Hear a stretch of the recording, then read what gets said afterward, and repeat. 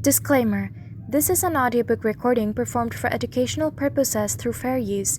I do not claim any of the text being read to be mine or written by me. This is Rich Dad Poor Dad by Robert Kiyosaki. Chapter 9 of Rich Dad Poor Dad by Robert Kiyosaki.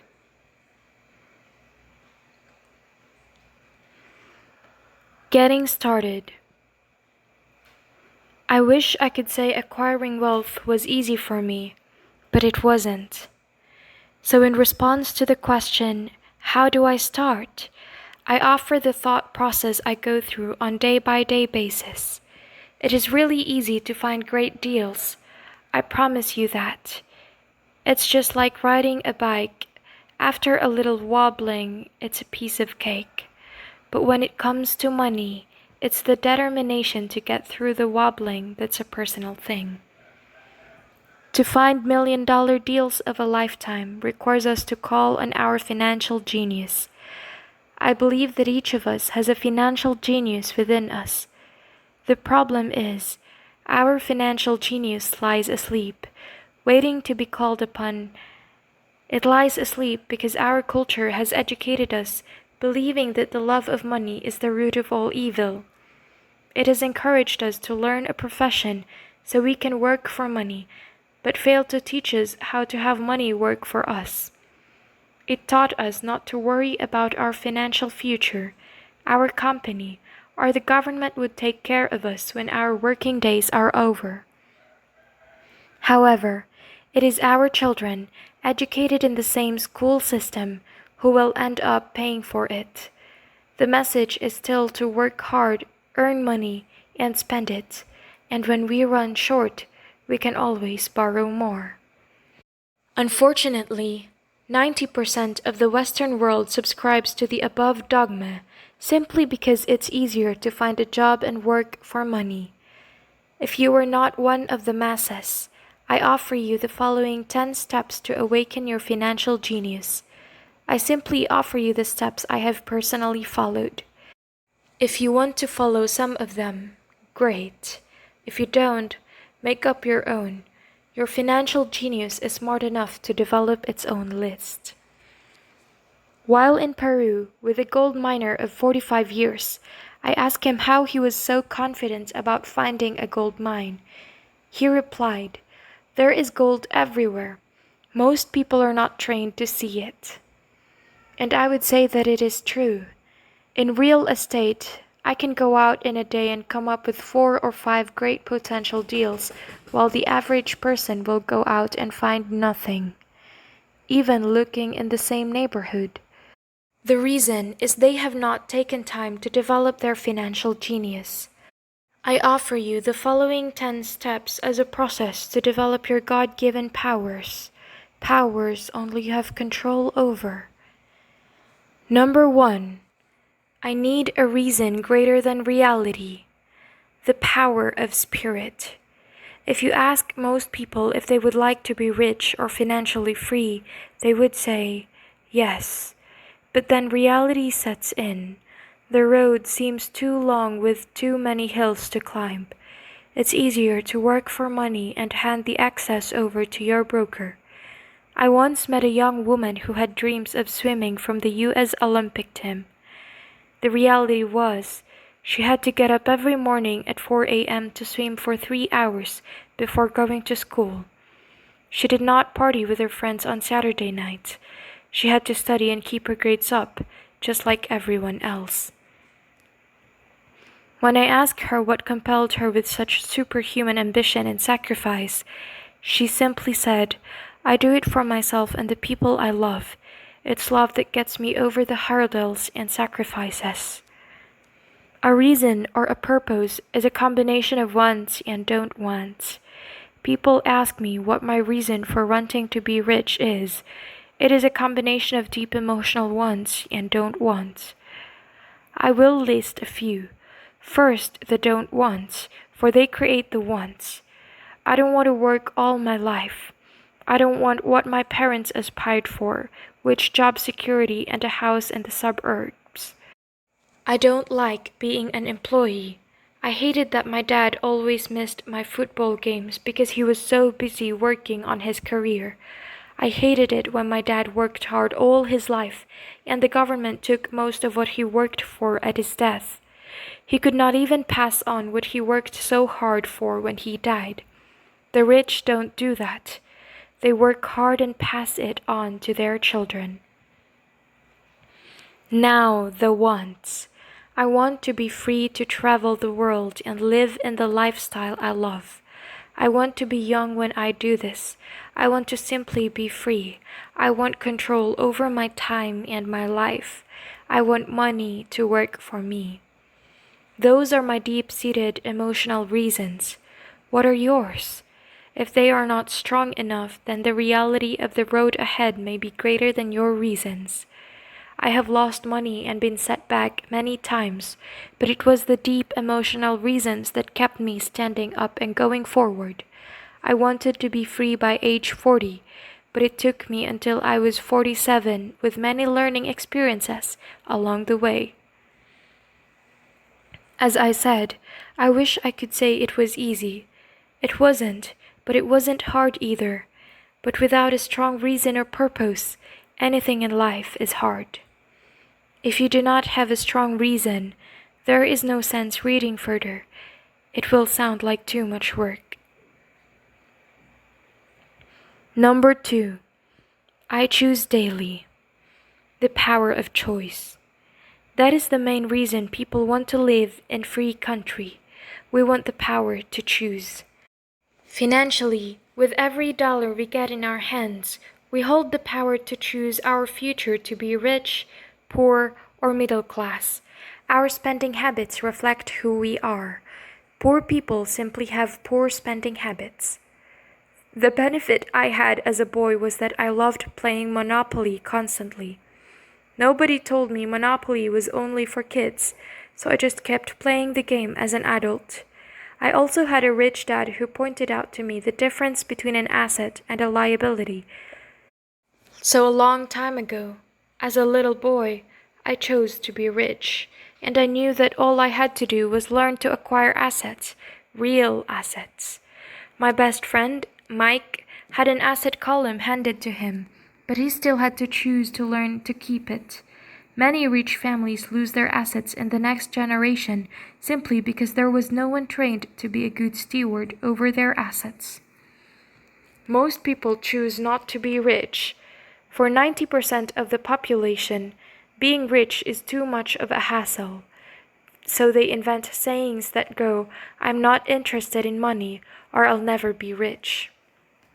Or "I don't have to worry, I'm still young," or "When I make some money, then I'll think about my future," or "My husband or wife handles the finances."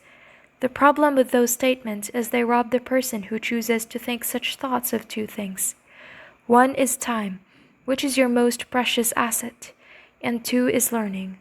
Just because you have no money should not be an excuse not to learn. But that is a choice we all make daily. The choice of what we do with our time, our money, and what we put in our heads. That is the power of choice. All of us have choice. I just choose to be rich, and I make that choice every day. Invent first in education. In reality, the only real estate you have in your mind, the most powerful tool we have dominion over. Just as I said about the power of choice, each of us has the choice of what we put in our brain once we're old enough. You can watch MTV all day, or read golf magazines, or go to ceramics class or class on financial planning. You choose. Most people simply buy investments rather than first invest in learning about investing. A friend of mine, who is a rich woman, recently had her apartment burglarized. The thieves took her TV and VCR and left all the books she reads. And we all have that choice. Again, 90% of the population buys TV sets and only about 10% buy books and business or tapes or investments. So what do? I go to seminars. I like it when they are at least 2 days long because I like to immerse myself in a subject. In 1973, I was watching TV. and this guy came on advertising a 3-day seminar on how to buy real estate for nothing down. I spent $385, and that course had made me at least $2 million, if not more. But more importantly, it bought me life. I don't have to work for the rest of my life because of that one course. I go to at least 2 such courses every year. I love audio tapes. The reason, I can rewind quickly. I was listening to a tape by Peter Lynch, and he said something I completely disagreed with. Instead of becoming arrogant and critical, I simply pushed rewind and I listened to that 5-minute stretch of tape at least 20 times, possibly more. But suddenly, by keeping my mind open, I understood why he said what he said. It was like magic. I felt like I had a window to the mind of one of the greatest investors of our time. I gained tremendous depth and insight into the vast resources of his education and experience. The net result, I still have the old way I used to think, and I have Peter's way of looking at the same problem or situation. I have 2 thoughts instead of one more way to analyze a problem or trend, and that is priceless. Today, I often say, how would Peter Lynch do this, or Donald Trump, or Warren Buffett, or George Soros? The only way I can access their vast mental power is to be humble enough to read or listen to what they have to say. Arrogant or critical people are often people with low self-esteem who are afraid of taking risks. You see, if you learn something new, you are then required to make mistakes in order to fully understand what you have learned. If you have read this far, arrogance is not one of your problems. Arrogant people rarely read or buy tapes. Why should they? They are the center of the universe. There are so many intelligent people who argue or defend when a new idea clashes with the way they think. In this case, their so-called intelligence combined with arrogance equals ignorance. Each of us knows people who are highly educated or believe they are smart, but their balance sheets paint a different picture. A truly intelligent person welcomes new ideas, for new ideas can add to the synergy of other accumulated ideas. Listening is more important than talking. If that was not true, God would not have given us 2 ears and only 1 mouth. Too many people think with their mouth. Instead of listening to absorb new ideas and possibilities, they argue instead of asking questions. I take a long view of my wealth. I do not subscribe to the get-rich-quick mentality most lottery players or casino gamblers have. I may go in and out of stocks, but I am long on education. If you want to fly an airplane, I advise taking lessons first. I am always shocked at people who buy stocks or real estate, but never invest in their greatest asset, their mind. Just because you bought a house or 2 does not make you an expert at real estate. Number 3, choose friends carefully. The power of association. First of all, I do not choose my friends by their financial statements. I have friends who have actually taken the vow to poverty as well as friends who earn millions every year. The point is, I learn from all of them, and I consciously make the effort to learn from them. Now I will admit that there are people I have actually sought out because they had money, but I was not after their money. I was seeking their knowledge. In some cases, these people who had money have become dear friends, but not all. There is one distinction that I would like to point out. I've noticed that my friends with money talk about money, and I do not mean brag. They're interested in the subject, so I learn from them, and they learn from me. My friends, whom I know in dire straits, financially, do not like talking about money, business, or investing. They often think it is rude or unintellectual, so I also learn from my friends who struggle financially. I find out what not to do. I have several friends who have generated over $1 billion in their short lifetimes. The 3 of them report the same phenomenon. Their friends who have no money have never come to them to ask them how they did it, but they do come asking for one of 2 things or both: a loan and a job. A warning: don't listen to poor or frightened people. I have such friends and I love them dearly, but they are the chicken littles of life. When it comes to money, especially investments, the sky is always falling. They can always tell you why something won't work. The problem is, people listen to them, but people who blindly accept doom and gloom information are also chicken littles. As that old saying goes, chickens of a feather agree together. If you watch CNBC, which is a goldmine of investment information, they often have a panel of so-called experts. One expert will say that market is going to crash, and the other will say it's going to boom. If you're smart, you listen to both. You keep your mind open because you have valid points. Unfortunately, most people listen to Chicken Little. I have had more close friends try to talk to me out of deal or an investment. A few years ago, a friend told me he was excited because he found a 6% certificate of deposit. I told him I earned 16% from the state government. The next day, he sent me an article about why my investment was dangerous. I have received 16% for years now, and he still receives 6%. I would say that one of the hardest things about wealth building is to be true to yourself and be willing to not go along with the crowd. For in the market, it is usually the crowd that shows up late and is slaughtered. If a great deal is on the front page, it's too late in most instances. Look for a new deal. As we used to say as surfers, there is always another wave. People who hurry and catch the wave late are usually the ones who wipe out. Smart investors don't time markets. They miss a wave, and then they search for the next one and get themselves in position. Why this is hard for most investors is because buying is what is not popular is frightening to them. Timid investors are like sheep going along with the crowd, or their greed gets them in when wise investors have already taken their profits and moved on. Wise investors buy an investment when it's not popular. They know their profits and made when they buy, not when they sell. They wait patiently.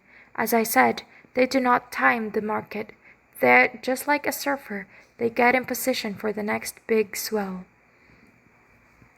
It's all insider trading. There are forms of insider trading that are illegal, and there are forms of insider trading that are legal. But either way, it's insider trading. The only distinction is how far away from the inside are you. The reason you want to have rich friends who are close to the inside is because is that where the money is the way made. It's made on information. You want to hear about the next boom. Get in and get out before the next bust. I am not saying do it illegally, but the sooner you know, the better your chances are for profits with minimal risk. That is what friends are for, and that is financial intelligence. Number 4. Master a formula and then learn a new one. The power of learning quickly. In order to make bread, every baker follows a recipe, even if it's only held in their head. The same is true for making money.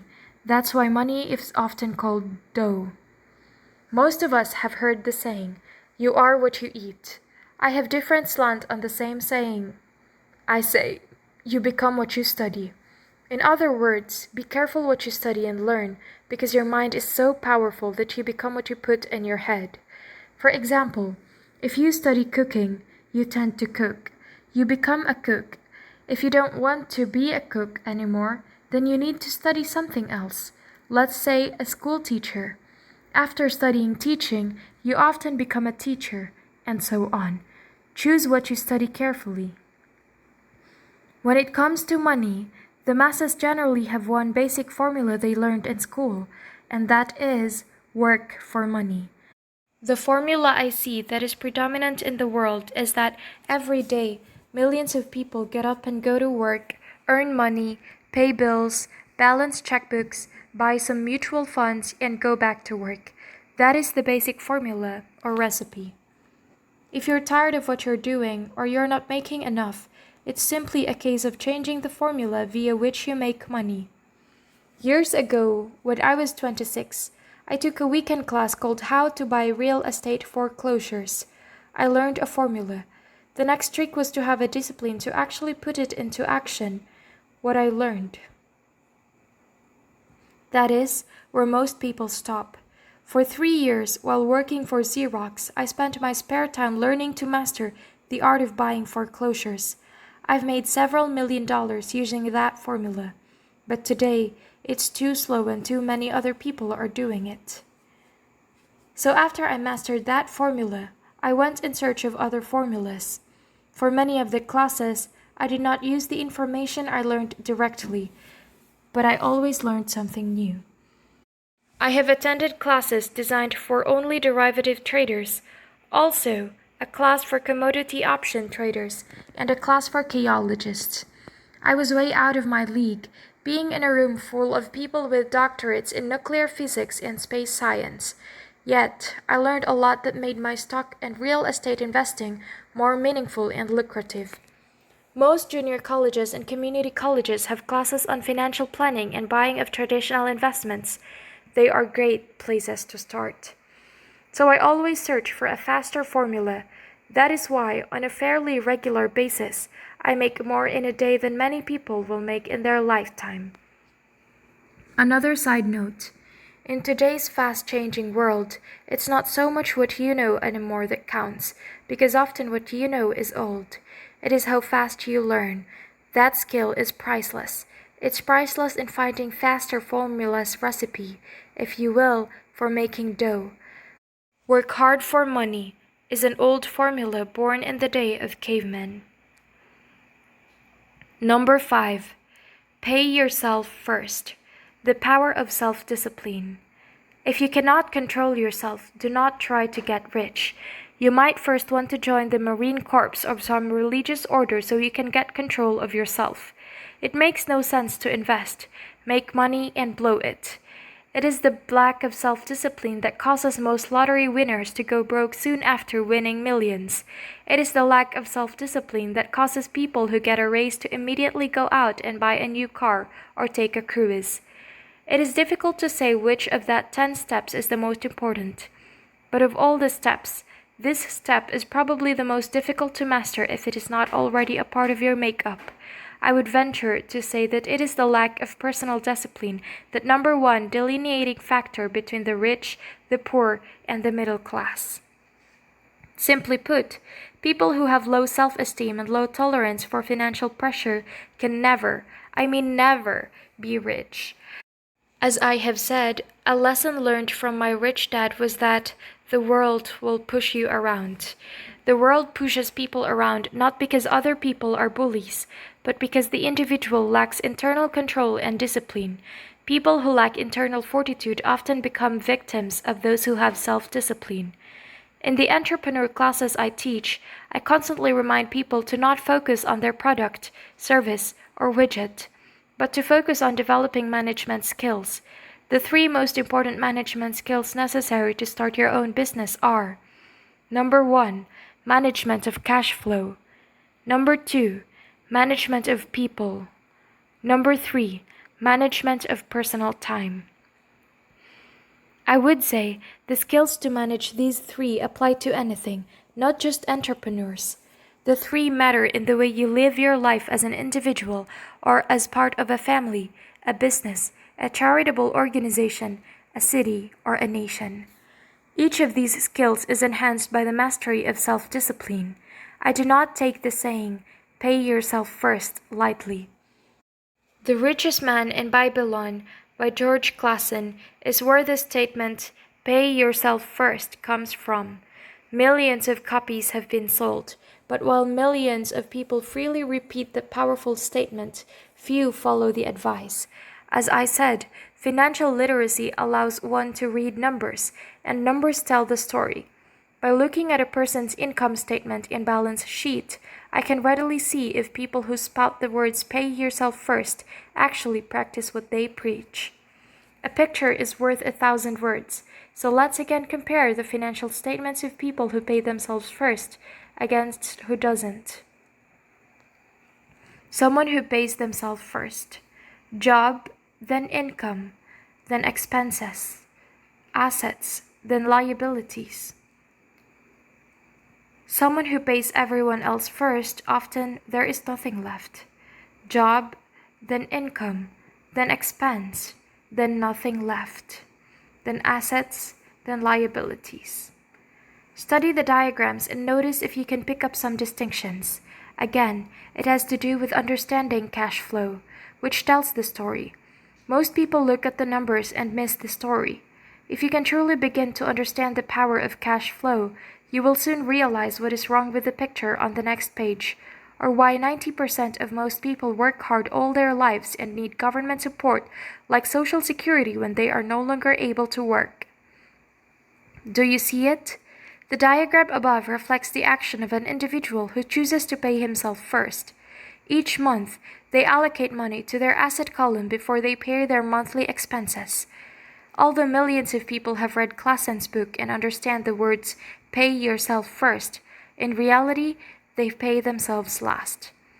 Now I can hear the howls from those of you who sincerely believe in paying your bills first, and I can hear all the responsible people who pay their bills on time. I am not saying be irresponsible and not pay your bills. All I'm saying is do what your book says, which is pay yourself first, and the diagram above is the correct accounting picture of that action, not the one that follows. My wife and I have many bookkeepers and accountants and bankers who have had a major problem with this way of looking at pay yourself first. The reason is that these financial professionals actually do what masses do, which is pay themselves last. They pay everyone else first. There have been months in my life when, for whatever reason, cash flow was far less than my bills. I still paid myself first. My accountant and bookkeeper screamed in panic. They're going to come after you. The IRS is going to put you in jail. You are going to ruin your credit rating. They'll cut off the electricity. I still paid myself first. Why, you ask? Because that's what the story of the richest man in Babylon was all about. The power of self-discipline and the power of internal fortitude. Guts in less elegant terms. As my rich dad taught me the first month I worked for him, most people allowed the world to push them around. A bill collector calls and you pay or else. So you pay and not pay yourself. A sales clerk says, "Oh, just put it on your change card." Your real estate agent tells you to go ahead. The government allows you a tax deduction on your home. That is what the book is really about. Having the guts to go against the tide and get rich.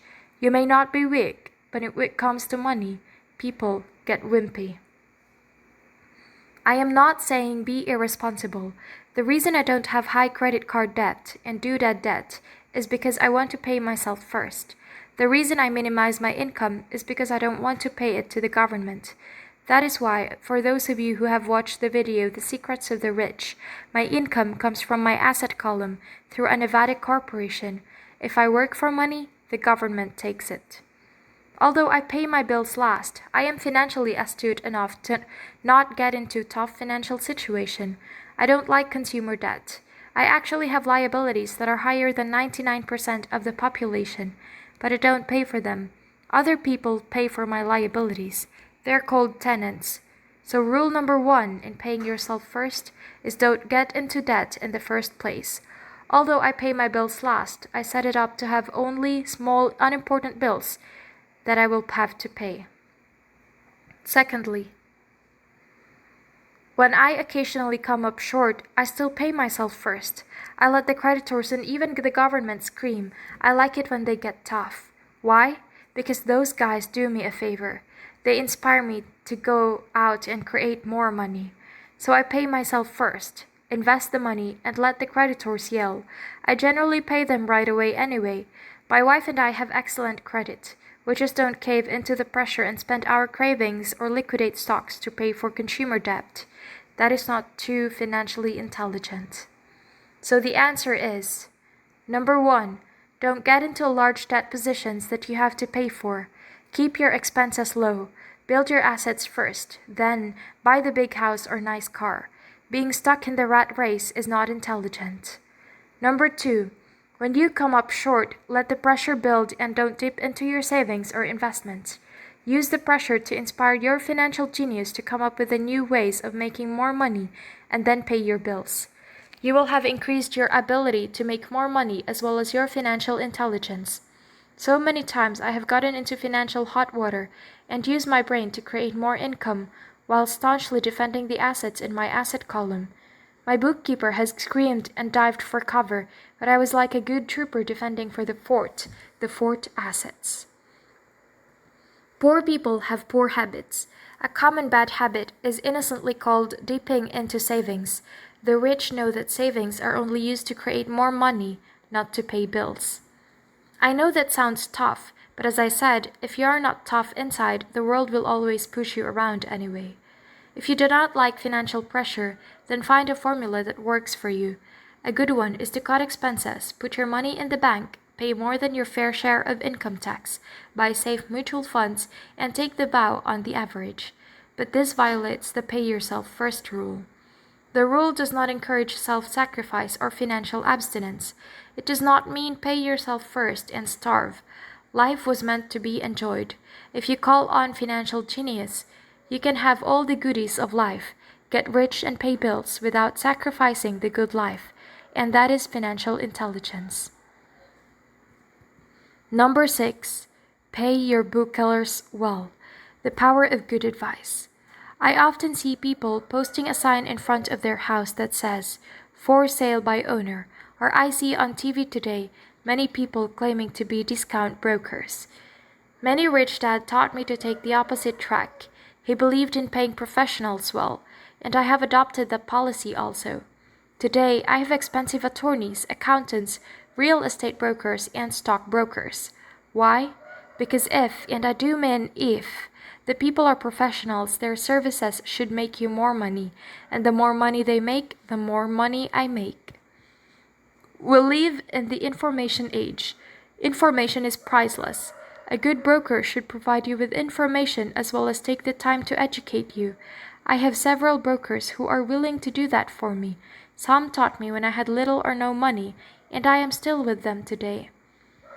What I pay a broker is tiny in comparison with what kind of money I can make because of the information they provide. I love it when my real estate broker or stockbroker makes a lot of money because it usually means I made a lot of money. A good broker saves me time in addition to making me money, as when I bought the piece of vacant land for $9,000 and sold it immediately for $25,000 so I could buy my porch quicker. A broker is your eyes and ears to the market. They're there every day so I do not have to be. I'd rather play golf. Also, people who sell their house on their own must not value their time much. Why would I want to save a few bucks when I could use that time to make more money or spend it with those I love?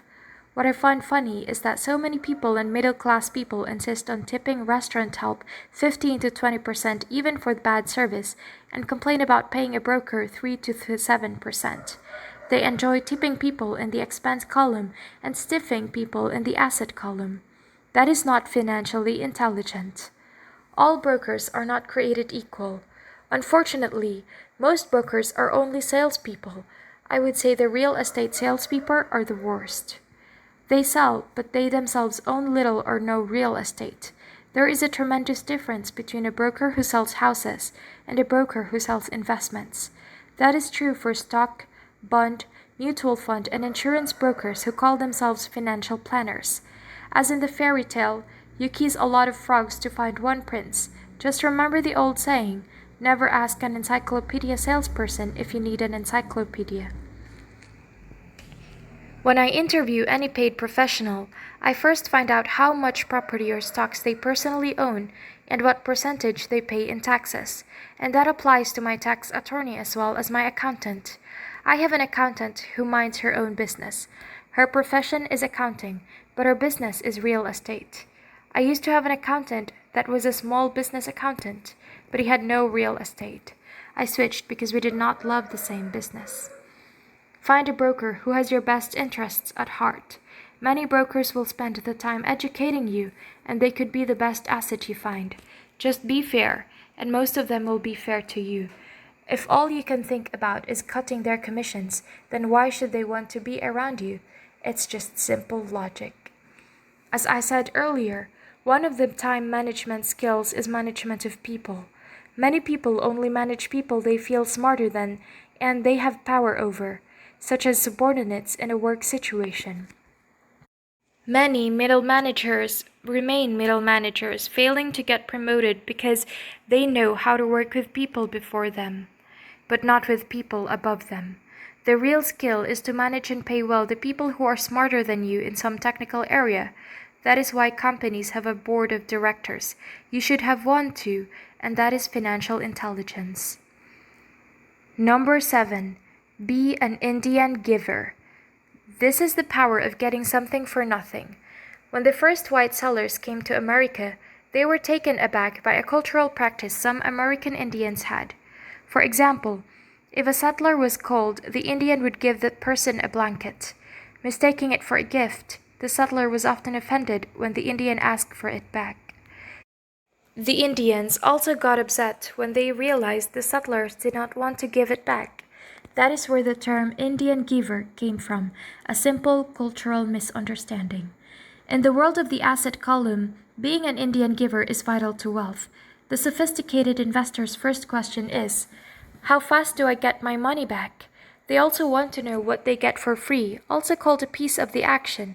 That is why the ROI, or return off and on investment, is so important. For example, I found a small condominium a few blocks from where I live, and that was in foreclosure. The bank wanted $60,000 and I submitted a bid for $50,000, which they took simply because along with my bid was a cashier's check for $50,000. They realized I was serious. Most investors would say, "Aren't you tying up a lot of cash? Would it be not better to get a loan on it?" The answer is, not in this case. My investment company uses this as a vacation rental in the winter months when the snowbirds come to Arizona and rent it for $2,500 a month for 4 months out of the year. For rental during the off-season, it rents for only $1,000 a month. I had my money back in about 3 years. Now I own this asset which pumps money out for me, month in, month out. The same is done with stocks. Frequently, my broker will call me and I recommend I move a sizable amount of money into the stock of a company that he feels is just to make a move that will add value to the stock, like announcing a new product. I will move my money in for a week to a month while stock moves up. Then I pull my initial dollar amount and stop worrying about the fluctuations of the market because my initial money is back and ready to work on another asset. So my money goes in and then it comes out, and I owe an asset that I was technically free. True, I have lost money on many occasions, but I only play with money I can afford to lose. I would say, on an average 10 investments, I hit home runs 2 or 3, while 5 or 6 do nothing, and I lose on 2 or 3. But I limit my losses to only the money I have in that at the time. For people who hate risk, they put their money in the bank. And in the long run, savings are better than no savings. But it takes a long time to get your money back, and in most instances, you don't get anything for free with it. They just used to hand out toasters, but they rarely do that these days. On every one of my investments, there must be an upside something for free. A condominium, a mini storage, a piece of free land, a house, stock shares, office building. And there must be limited risk, a low risk idea. There are books devoted entirely to this subject that I will not get into there. Ray Kroc of McDonald's fame sold hamburgers franchises, not because he loved hamburgers, but because he wanted the real estate under the franchise for free. So wise investors must look at ROI. It's the easiest asset you get for free once you get your money back. That is financial intelligence. Number 8. Assets buy luxuries. The power of focus. A friend's child has been developing a nasty habit of burning a hole in his pocket. Just 16, he naturally wanted his own car. The excuse? All his friends' parents gave their kids cars. The child wanted to get into his savings and use it for a down payment. That was when his father called me. "Do you think I should let him do it, or should I just do as other parents do and just buy him a car?" To which I answered, "I might relieve the pressure in the short term, but what have you taught him in the long run? Can you use this desire to own a car and inspire your son to learn something? Suddenly, the lights went on, and he hurried home. 2 months later, I ran into my friend again. Does your son have his new car? I asked. No, he doesn't, but I went and handed him $3,000 for the car. I told him to use my money instead of college money. Well, that's generous of you, I said. Not really. The money came with a hitch. I took your advice of using his strong desire to buy a car and used that energy so he could learn something. So what was the hitch? I asked. Well, first we broke out your game again, cash flow. We played it and had a long discussion about the wise use of money. I then gave him a subscription to the Wall Street Journal and a few books on the stock market. Then what? I asked. What was the catch? I told him the $3,000 was his, but he could not directly buy a car with it. He could use it to buy sell stocks, find his own stockbroker, and once he made $6,000 with the $3,000, the money would be his for the car, and the $3,000 would go to his college fund. And what are the results? I asked. Well, he got lucky early in his trading, but lost all he gained a few days later. Then he got really interested. Today, I would say he is down $2,000, but his interest is up. He has read all the books I bought him, and he's gone into the library to get more. He reads the Wall Street Journal voraciously, watching for indicators, and he watches for CNBC instead of MTV. He's got only $1,000 left, but his interest and learning are sky high. He knows that if he loses that money, he works for 2 more years, but he does not seem to care. He even seems uninterested in getting a car because he is fond of the game that is more fun. What happens if he loses all the money? I ask. Well, cross that bridge when we got to it. I'd rather have him lose everything now rather than wait till he's our age to risk losing everything. And besides, that is the best $3,000 I've ever spent on his education. What he is learning will serve him for life, and he seems to have gained a new respect for the power of money. I think he's stopped the burning of holes in his pockets. As I said in the section, pay yourself first. If a person cannot master the power of self-discipline, it is best to not try to get rich. For while the process of developing cash flow from an asset column in theory is easy, it is the mental fortitude of directing money that is hard. Due to external temptations, it is much easier in today's consumer world to simply blow it out to expense column. Because of weak mental fortitude, that money flows into the paths of least resistance. That is the cause of poverty and financial struggle. I gave this numerical example of financial intelligence, in this case the ability to direct money to make more money. If we gave 100 people $10,000 at the start of the year, I gave my opinion that at the end of the year, 80 would have nothing left. In fact, many would have created a greater debt by making a down payment on a new car, refrigerator, TV, VCR, or a holiday. 16 would have increased that $10,000 by 5% to 10%. 4 would have increased it by $20,000 or into the millions. We go to school to learn a profession so we can work for money. It is my opinion that it is also important to learn how to have money work for you. I love my luxuries as much as anyone else. The difference is, some people buy their luxuries on credit. It's the keep up with the Joneses trap. When I wanted to buy a Porsche, its easy road would have been to call my banker and get a loan. Instead of choosing to focus in the liability column, I chose to focus in the asset column. As a habit, I used my desire to consume to inspire and motivate my financial genius to invest. Too often today, we focus to borrowing money to get the things we want instead of focusing on creating money. One is easier in the short term, but harder in the long term. It is a bad habit that we as individuals and as nation have gotten into. Remember, the easy road often becomes hard, and the hard road often becomes easy. The earlier you can train yourself and those you love to be masters of money, the better. Money is a powerful force. Unfortunately, people use the power of money against them. If your financial intelligence is low, money will run all over you. It will be smarter than you. If money is smarter than you will work for it all your life. To be the master of money, you need to be smarter than it. then money will do as it is told. It will obey you.